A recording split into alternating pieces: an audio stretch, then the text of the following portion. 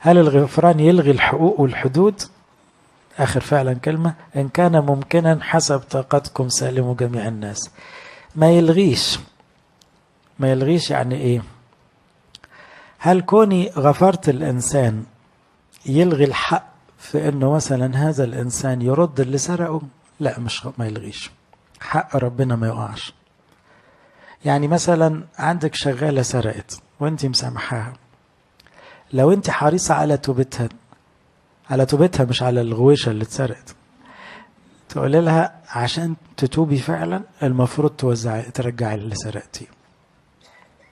هنا الغرض مش إثبات يعني تهمة ولا ذل ولا تعويض، لا، الموضوع مش كده.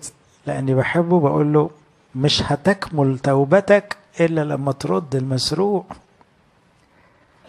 حتى لو ده هيروح الكنيسة بس لازم ترده. فهنا الحقوق نوع من تأديب الآخر من أجله، مش من أجل الانتقام. فاهمين الفرق؟ الحق بيمشي عشان التاني كمان ما يسوقش فيها تاني. برضو سمعت في الحوارات الأخيرة أنه واحدة من اللي اتظلموا يعني ابنها برضو حصل حاجة يعني، فقالت أنا متنازلة عن حقي، بس المفروض ياخدوا حقهم منه عشان ما يعملش كده في حد تاني.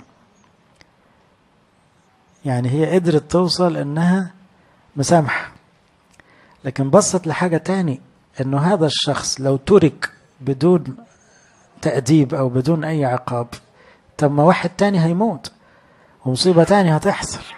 فاهمين الفكرة؟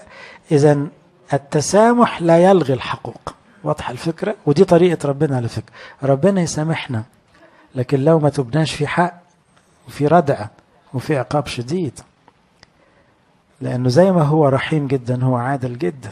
فاحنا بنتمثل بيه، انت رحيم لكن حقاني، بس حقاني مش بدافع الانتقام. فاهمين الفرق؟ لا، انت بس بتمشي حق ربنا. دايما افتكروا ان ربنا مستني مننا تغيير. الظالم والمظلوم مطلوب منهم تغيير. الظالم مطلوب يتوب ويبطل ظلم، والمظلوم مطلوب يتغير ويحتمل الظلم.